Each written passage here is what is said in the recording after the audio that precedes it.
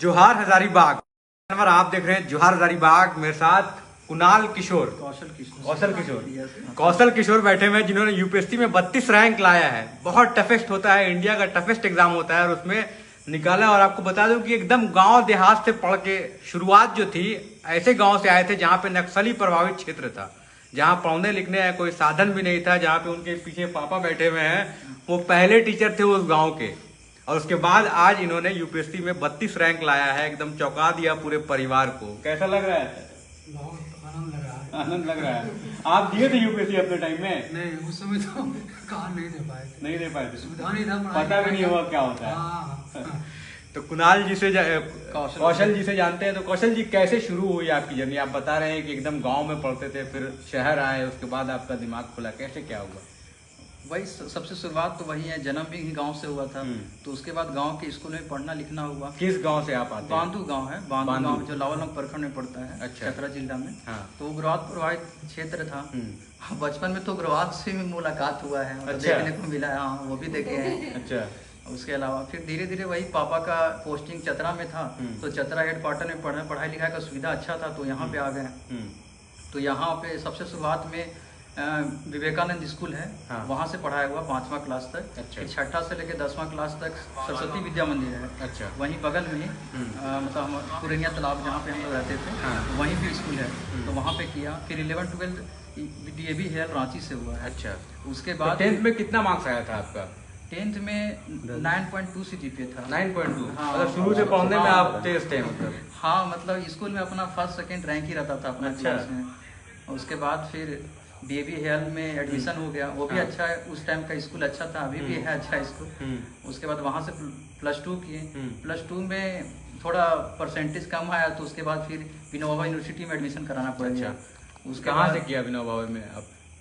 ये माँ भद्रकाली कॉलेज है, खोरी में जो है। हाँ, वहाँ से ज्योग्राफी से ऑनर्स किया।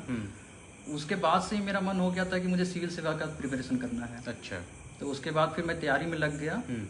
मतलब शुरुआत कर लिया था, मैगजीन उगजीन लेना शुरू कर दिया था कि कैसे होता है, क्या होता है। क्या फर्स्ट ईयर से कि? नहीं, हाँ, फर्स्ट ईयर से ही मैगजीन वगैरह शुरुआत कर दिया था।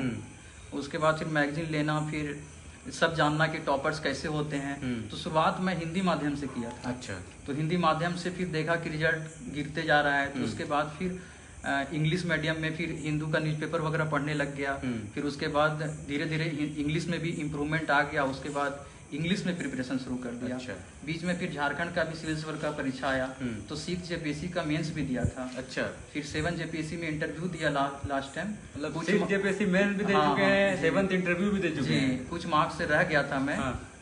वही लेस देन 10 मार्क्स होगा। अच्छा। तो वही लक भी फेवर करता है इस सब में, सिविल सेवा में। अभी जो JPSC हुआ है उसमें भी दे चुके हैं? हाँ, इसमें JPSC अभी सिविल सेवा का भी मेंस दिया हूँ। मतलब लगातार क्रैक कर रहे हैं, एग्जाम आपके लिए पानी हो गया है ना? नहीं, वही इतना लंबे समय का जो ये मेहनत है, उसका परिणाम आप बोल सकते हैं इसको। अच्छा। तो वही अभी JPSC CAC का मेंस दिया हूँ, JPSC CDPO का भी मेंस दिया हूँ। अच्छा।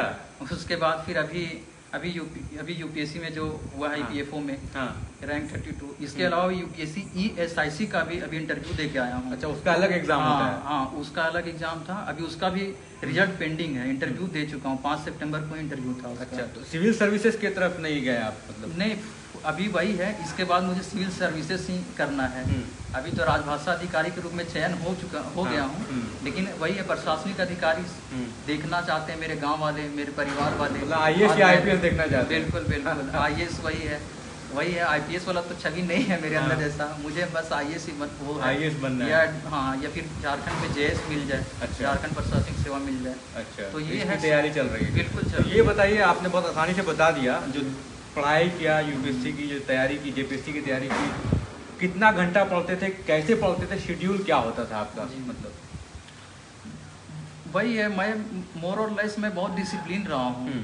आप देखेंगे, मतलब पिताजी के जो रहे हैं, इनका भी स्कूल में अपना जो डिसिप्लिन का कल्चर रहा, तो आप बोलिए कि उसको हम शायद इनहेरेंट किए हों। तो मतलब मैं जहाँ भी रहा, तो मतलब थोड़ा कमो बेस में डिसिप्लिन ही चला। भले सफलता नहीं मिली, कई बार अंतिम रूप से चयन नहीं हो पाया, लेकिन फिर भी मैं लगा रहता था। तो मेरे साथ प्रिपरेशन करने वाले कई लोग चले भी गए। अच्छा। लेकिन बोलते थे कि आ जाओ, वैसे कर लो। लेकिन मेरे जो परिवार वाले थे बहुत हिम्मत बंधाते थे, जैसे बड़ी दीदी हो गए, जीजा जी हो गए, छोटी बहन भी है, माता पिता तो साथ थे ही, तो इनका मोटिवेशन और ऊपर से गांव वाले चाचा चाची सब लोग कब एक था कि लड़का गया है इतना से तो उनको उसको करके आना है, मतलब तो अधिकारी आईएएस अधिकारी बिल्कुल बनना है। बिल्कुल उनको आधिकारिक रूप में देखना था। हाँ। अभी भी गांव वाले बहुत प्रफुल्लित हो रहे हैं अच्छा। कि चलो अधिकारी बन गया यूपीएससी के थ्रू, जो यूपीएससी देश का सबसे सर्वश्रेष्ठ एग्जाम कंडक्टिंग बॉडी है। तो हम लोग ये जानना चाहते हैं कि आप जैसे दिन पढ़ते थे, कैसे पढ़ते थे, थोड़ा उसको डिटेल में बताइए। हाँ।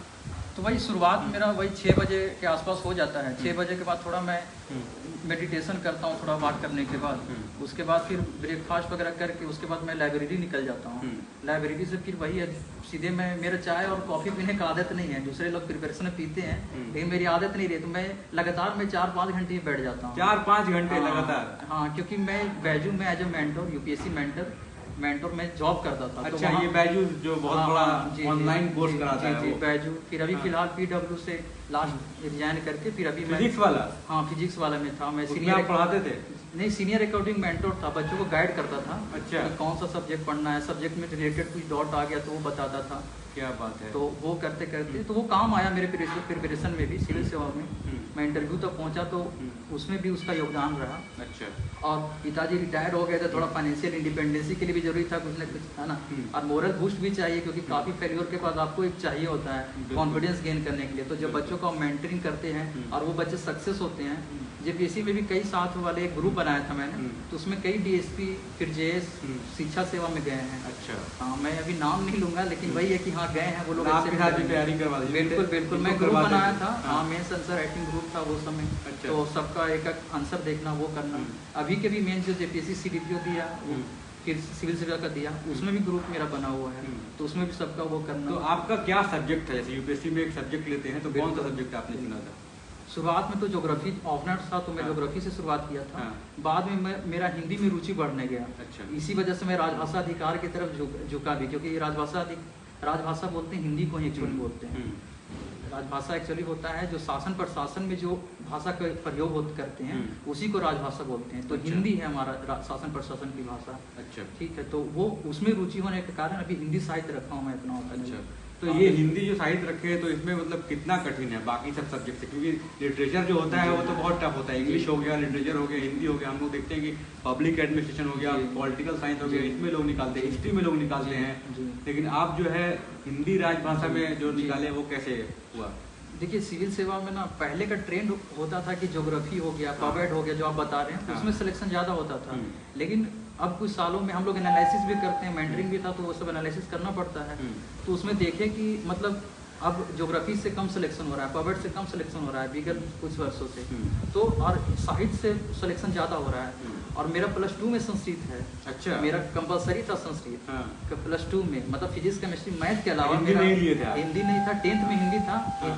लेकिन संस्कृत मेरा था। जो संस्कृत ले सकता है वो हिंदी कैसे नहीं कर सकता है? बिल्कुल। तो मतलब शुरू से फिर हिंदी पढ़ना पड़ा होगा ना आपको? तो बहुत बिल्कुल, मैं हिंदी में आर्टिकल लिखता था। मेरा 12th क्लास में मैगजीन में आर्टिकल सब छपा हुआ है। अच्छा, हिंदी में पकाव था पहले से कमांड? बिल्कुल, आर्टिकल मैं इंटरव्यू में बताया भी, आर्टिकल भी दिखाया अपना। आर्टिकल में ऐसे भी लिखने का मैं शौकीन रहा हूँ हिंदी में, तो मेरा आर्टिकल भी इंटरव्यू में देखे वो लोग। तो जैसे इस एग्जाम के लिए जो आपने दिया अभी निकाला है उसमें कितना देर प्रैक्टिस किया था? मतलब कितना साल से इसके लिए तैयारी करते हैं स्पेशली? क्योंकि हर सब्जेक्ट के लिए तो आपको अलग अलग पढ़ाई करना होता होगा। हाँ, वही है। इसके लिए देखिए, जॉब हमको सिक्योर करना था। हाँ। सिविल सेवा में मैं स्ट्रगल कर रहा था। हाँ। तो एक होता है ना प्लान भी, हाँ। सोच के तो मैं चला था। तो वही है, परिवार की तरफ से बोला कि कुछ और देखो, तो मैं वही इधर तैयारी करने लगा। तो 2019 लॉकडाउन के जस्ट पहले, हाँ। तो लॉकडाउन में मेरा मेंस क्लियर हो गया था इसी चीज़ का, राजभाषा का ही। हाँ। तो मैं फिर ये डॉक्यूमेंट वेरिफिकेशन कराने में बाई फ्लाइट गया था। अच्छा। उस कोरोना के पीरियड में। अच्छा। लेकिन अंतिम रूप से उसमें भी मेरा सिलेक्शन नहीं हुआ। अच्छा। फिर उसी बार लोकसभा का भी आया था, लोकसभा सचिवालय के लिए भी निकला था। तो उसमें भी मेरा 3 मार्क्स से केवल फाइनल सिलेक्शन रुका था। अच्छा। इस एग्जाम के लिए मैं स्ट्रगल जो किया, तो 2019 से इस एग्जाम के लिए मेरा स्ट्रगल चला था। फाइनली 3 साल तैयारी किया आपने? फाइनली 2023 में वैकेंसी आया यूपीएससी के थ्रू। तो उसमें फिर मुझे लगा कि अच्छा मौका है और यूपीएससी के थ्रू सिलेक्शन लेना वो अच्छा होगा मेरे लिए। तो मैं, और ये अच्छा क्वालिटी एग्जाम भी होता है, इसमें बहुत तरह का चीज़ सीखने को मिलता है। तो मैं सिविल सेवा के अलावा, सिविल सेवा में जो प्रिपरेशन कर लिया होता है उसके लिए ये सब एग्जाम उतना मुश्किल नहीं रह जाता है। अच्छा। तो इसीलिए मेरे लिए उतना ज़्यादा मुश्किल नहीं लगा। तो जेपीएससी तो आपके लिए ऐसे ही आसान है फिर?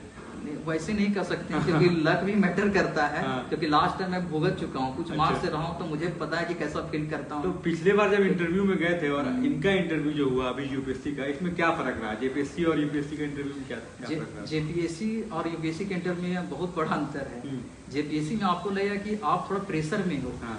लेकिन यूपीएससी में आपको लगेगा कि कन्वर्सेशन कर रहे हो किसी से, जैसे हम और आप जैसे कन्वर्सेशन हाँ, कर रहे हैं। हाँ। तो वहाँ पे इतना पोलाइटली फ्रेंडली बिहेव करते हैं जो भी होते हैं। काफ़ी स्कॉलर होते हैं, आईएएस आईपीएस रिटायर्ड होते हैं। मेरे तो सेक्रेटरी थे जो सेक्रेटरी से रिटायर्ड थे भारत सरकार में। अच्छा। जो चेयरमैन थे मेरे बोर्ड के, और बाकी मैम 2 थी, वो यूनिवर्सिटी की प्रोफेसर रही थी।